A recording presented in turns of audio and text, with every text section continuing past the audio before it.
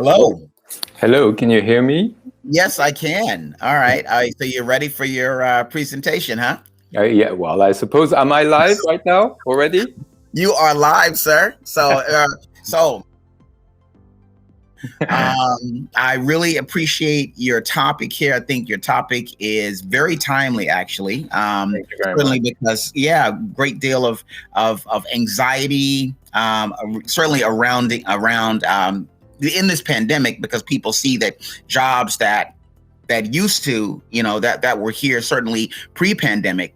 A lot of not say a lot of those jobs, but they're starting just incrementally, to at least be pushed to the side as more companies say we don't want to be flat-footed again, and we want to really start adopting, some of these emerging technologies to not just simply, again, maximize profits and save money, but we just definitely don't want to be put in this position again where, where people are not necessarily on site, or they're not necessarily available. So I know emerging technologies has a great deal of emerging technologies in general will certainly be adopted a lot more freely and more briskly during this particular decade. But I'm excited about what you're going to be talking about, and please, it's yours. Well, thank you very much. First thing, I cannot see my slides, so I don't know if you're on your side, you can pull the deck. I cannot. Yeah. Sorry?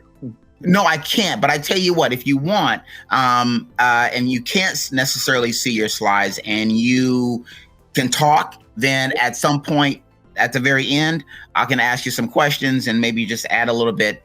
Right. We can kind of add a little bit there. I think we can do without the slides, although it's, Okay. Yeah. And first, I want to thank Angel for inviting me. I'm very happy to be here. I appreciate Angel a lot. I think he's gone through tremendous efforts to organize, all of this through the pandemic. And I think we've all face hardships. We've all lost someone, at least many of us. This is also my case.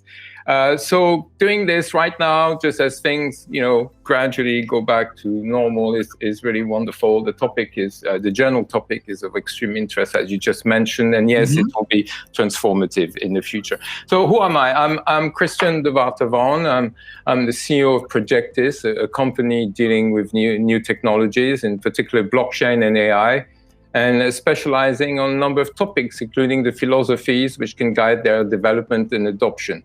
This is also why I'm a member of the APPG blockchain in the UK Parliament, as well as APPG AI in the House of Lords. To examine the question whether AI, i.e. artificial intelligence, of course, can be the doom of our morality, we will need for a moment to look at history, and hence go back to the dawn of our very culture and civilization. What has history and morality to do with AI, you may ask? Well, in fact, everything. History is the foundation from which philosophers, religious or not, have drawn their reflections across centuries. And philosophical reflections are supposed to be the basis of our, of course, very wise politicians' moral decisions and no less actions. Judgment is tied to morality, and morality is also the base of our laws. Judeo-Christian morality, more precisely, in our Western civilization, although this is little known or understood by most of us. So the Bible is the base of the rule of law and democratic institution for democratic institution in the Western world. And the modern roots of our individual rights and freedoms are found in Christianity, like for our calendar system based on the birth of Christ. It is insofar not a question of choice, but it's just a reality. Before Christianity, in antiquity, the recognition by the law of the intrinsic value of each human being did not exist. Among the Romans, the law protected social institutions such as the patriarchal family, but it did not safeguard the basic rights of the individual, such as personal security, freedom of conscience, let alone of speech, of assembly, or of association, and so forth. For the Romans, and please bear with me as this is important for what will follow, the individual was a value only and only if he was a part of the political fabric and able to contribute to its uses, as though it were the end of his being to aggrandize the state. As a result, prior to Christianity, people did not enjoy individual rights. In fact, the ancients had not even grasped the concept of individual rights. Otherwise, it would not have been games or even worse, slaves raped on the theater stage if part of the storytelling, incredible but true. In ancient Rome, a substantial part of humanity was just a merchandise disposable at will. The great Roman idea, however, was a universal law common to all across the empire.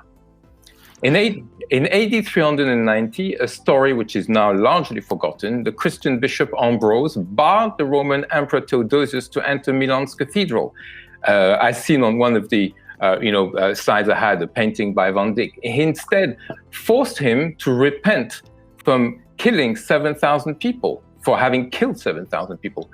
And under the influence of Christianity, nobody, not even the Roman emperor, would be above the moral of Christian law.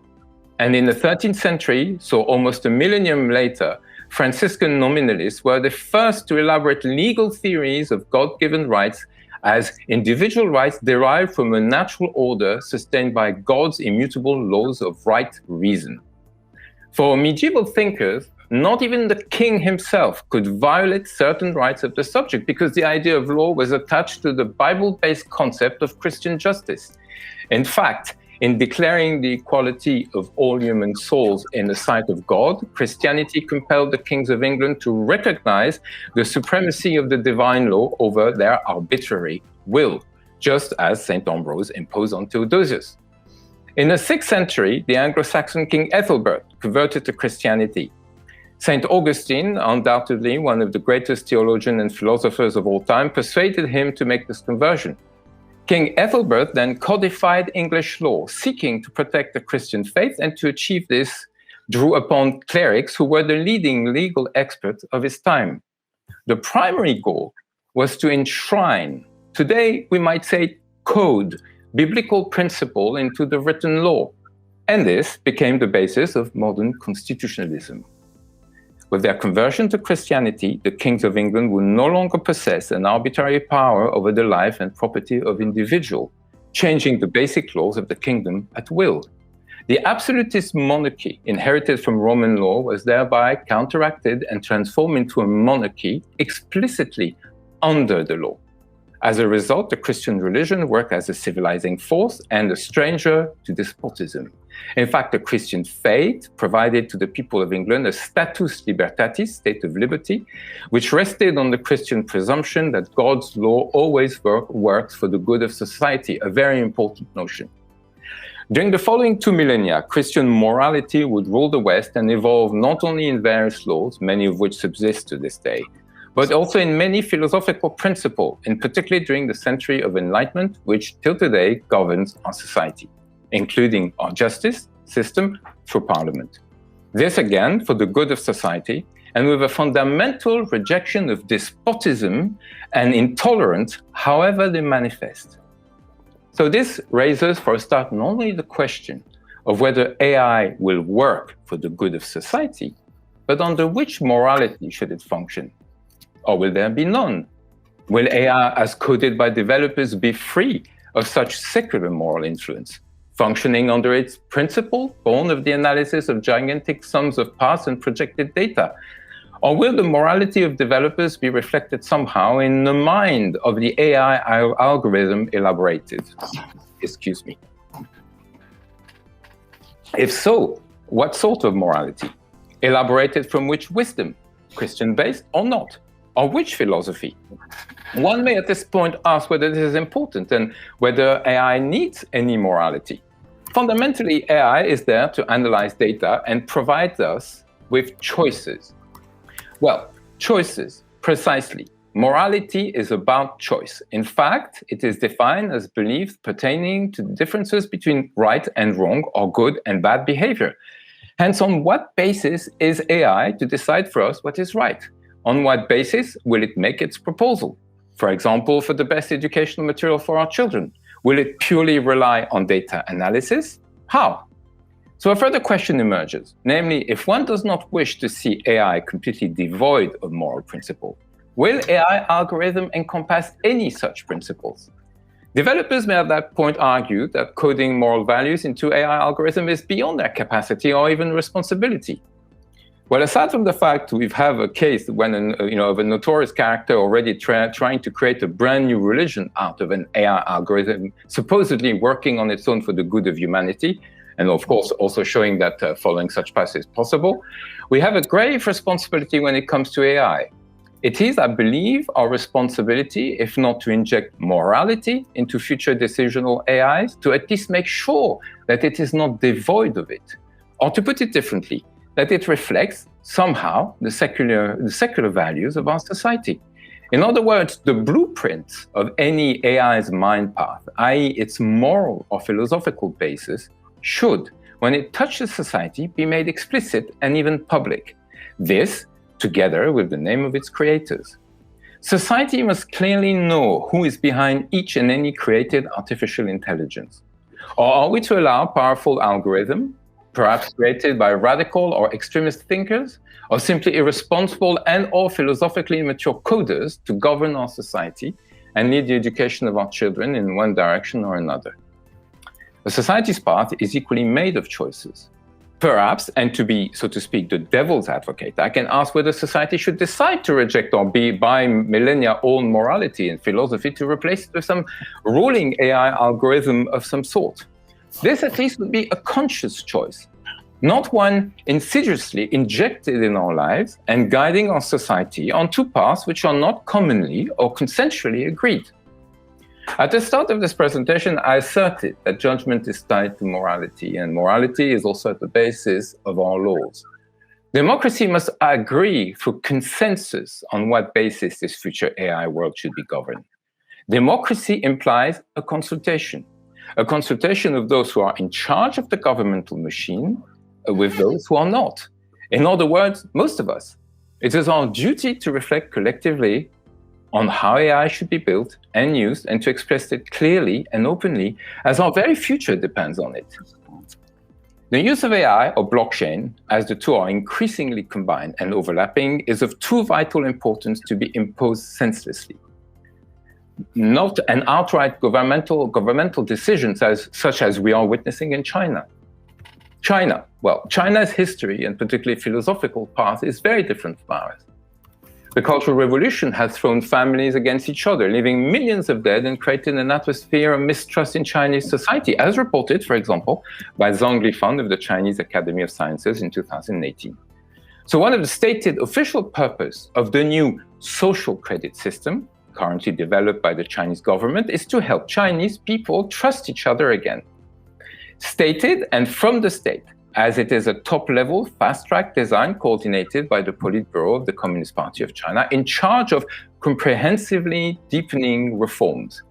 These reforms are intended to be even more far-reaching than the previous round of comprehensive Chinese economic reform initiated by Deng Xiaoping.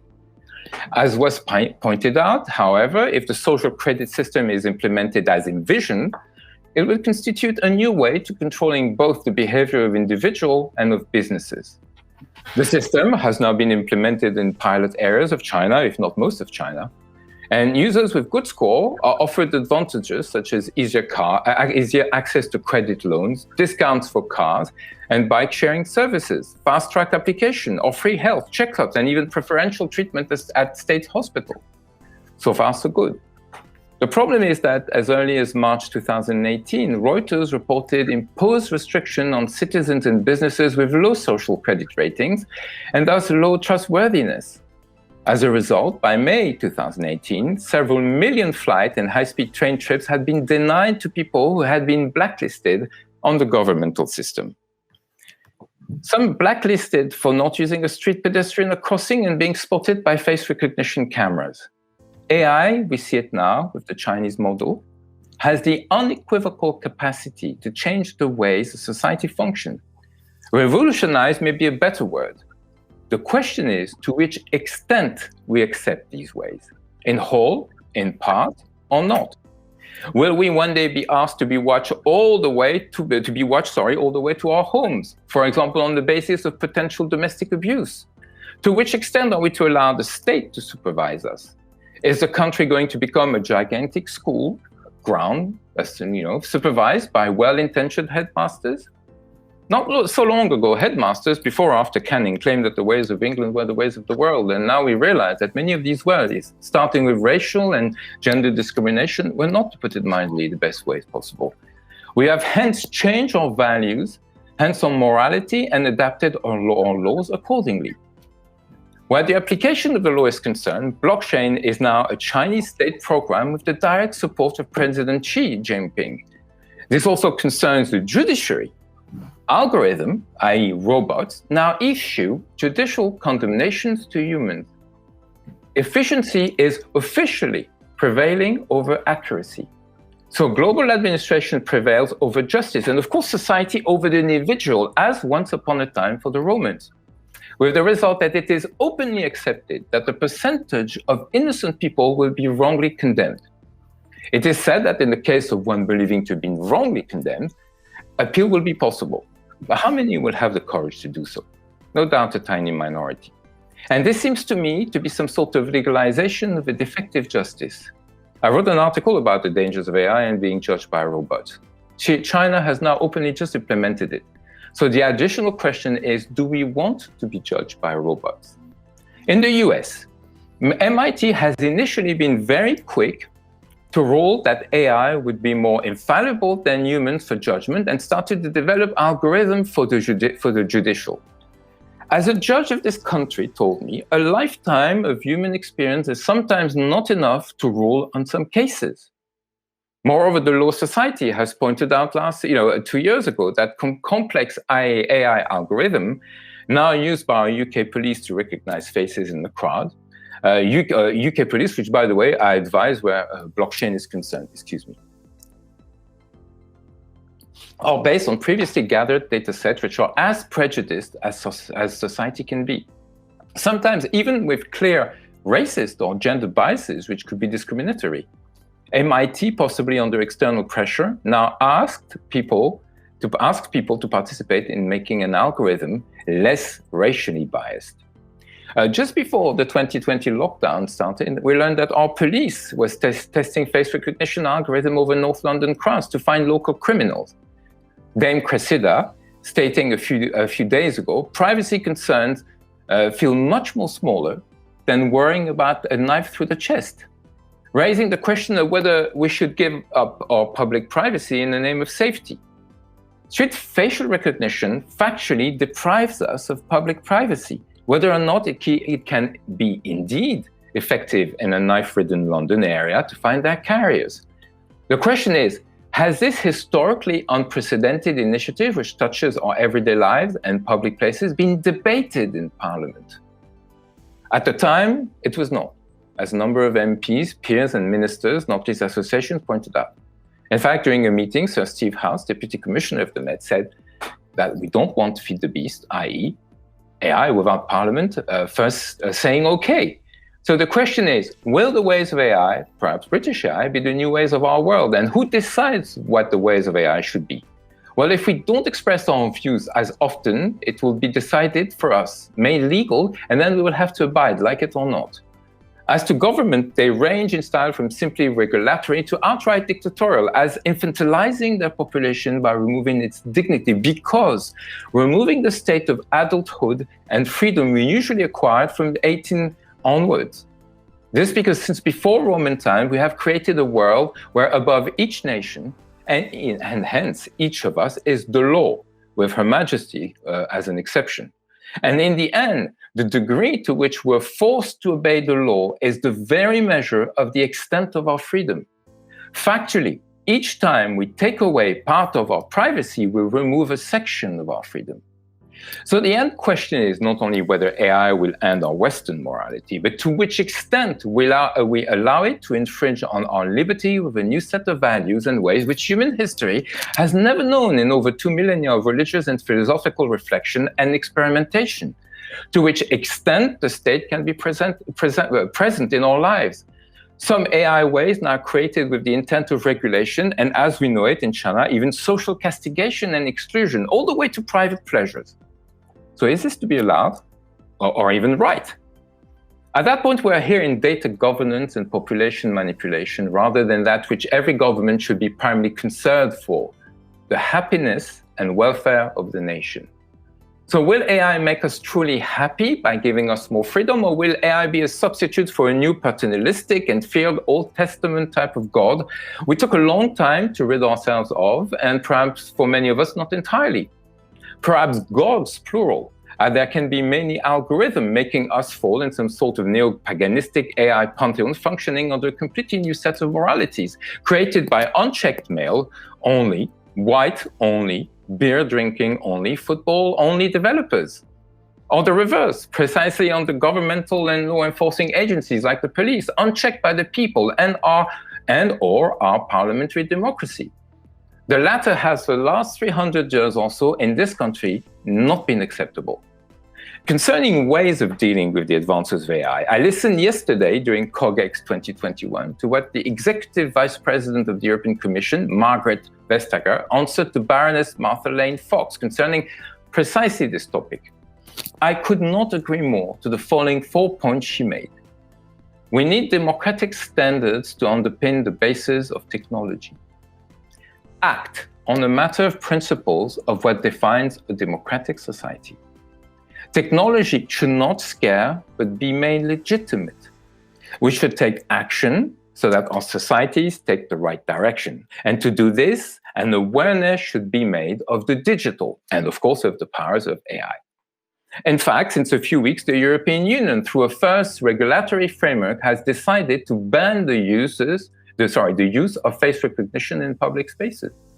My only concern, as I asked publicly this morning, equally during COGEX 2021, Professor Kate Crawford, a great specialist of AI, is whether this decision was made following a preliminary consultation of the public. I fear it might not have been. Excuse me. So, to conclude, let us think together and speak out, according to what we feel is right or wrong for us, as our morality, whether secular, progressive, or newly born, should always be based, like for blockchain in a way, on consensus. Nothing less, as our future, including our morality and democracy, is at stake. Thank you for your attention.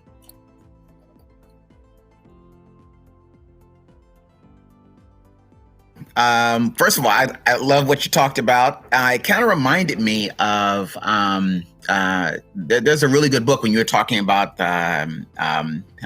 ancient societies and how you talked about the individual and so forth. There's a really good book called Gods and Robots by Adrian Mayer. I'm not sure if you're familiar. Oh, okay, then yeah. So I love that because you were really moving in that direction, and then you came on up to the present day. I just have maybe 5 quick questions, I guess. I'll have you here because you're really, man, your presentation was really good. Let me ask this one question here. Can you hold a machine liable, if you will? Because again, I'm asking this as it relates to, say, autonomous and self-driving vehicles, which of course have AI. So what are your thoughts on that? Just holding a machine liable, if you will.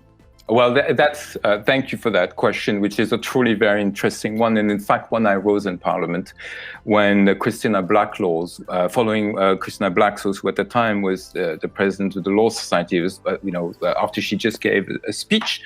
And I asked her, can a machine have a legal personhood?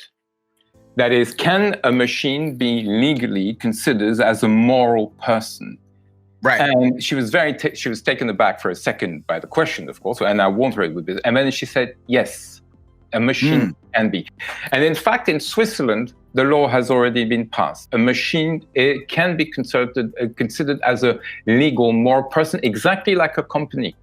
Right. And therefore could be held responsible. And I understand what you're saying about autonomous cars, and I cited exactly that example. I remember citing an app called Belka, which was designed by the Russian, and you basically, when you go out of Moscow airport, and if you use Belka, this application, you can get a Mercedes-Benz anywhere by just showing the Mercedes-Benz the app, then your phone. The doors open, and then you're dealing with the car. The car actually you can take it wherever you want. You'll be charged by the car, and you can drop the car wherever you want. And someone in the audience said, yes, but will that car pay its taxes? And that's a very good question, because in my opinion, if you consider that the autonomous car, is a morally legal person with personhood, then why not? Right. Okay. I know that we only have like maybe 3 minutes here. I'm going to try to get into this next one, and I'll see if I can ask you a third one. There 2 years ago, and I'll be as concise as I can here. 2 years ago, the West Virginia, and I'm sure you're familiar with this, West Virginia, here in the United States, tested out not tested really. I guess it was more of a trial thing, but they tested out a blockchain app where people were able to vote in the midterm elections, if you will, not the presidential election, before you. And so what they ended up doing was discontinuing the app last year, because they based on some sort of study, something that MIT did. They found that the app had some vulnerabilities, like it could reveal names, identities, and then also perhaps even change votes. What are your thoughts about just the future of using blockchain at the voting level? Well, it's every time it's a question of the security of the system. Right. First, quickly to remove a preconception that blockchain cannot be, nobody can break into the blockchain. This is not the case. Interpol and one British university some years ago, as an exercise, did it. They did manage to break into the blockchain.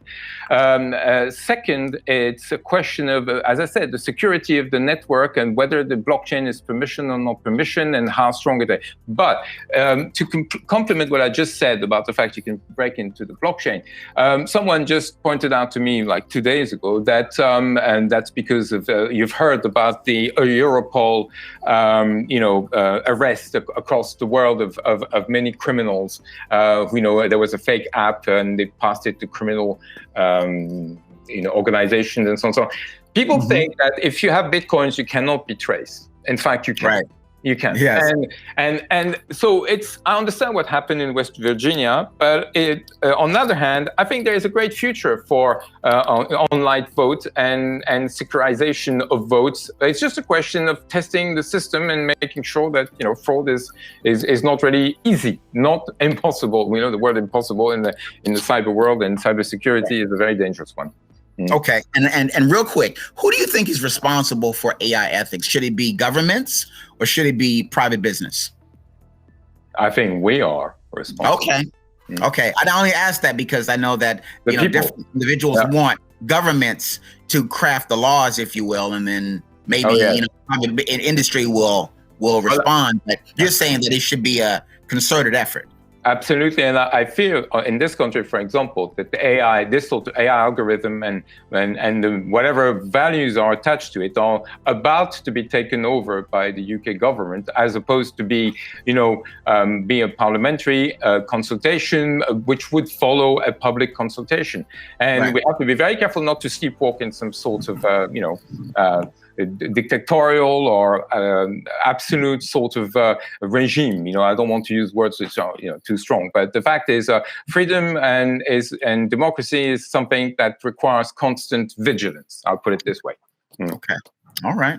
Well, thank you so much for your time. But I actually am going to stay in touch with you after this, because there's like at least 3 or 4 more questions that I have. Really great discussion. Thank you so much. And I'm going to pronounce your name correctly. Christian de Vartavan. Yeah, that's right. There you go. Right. All right. Well, thank you for your time. And I guess we can move on to our next speaker. Thank you very much. Bye-bye. Thank you for your questions. Bye-bye. Absolutely.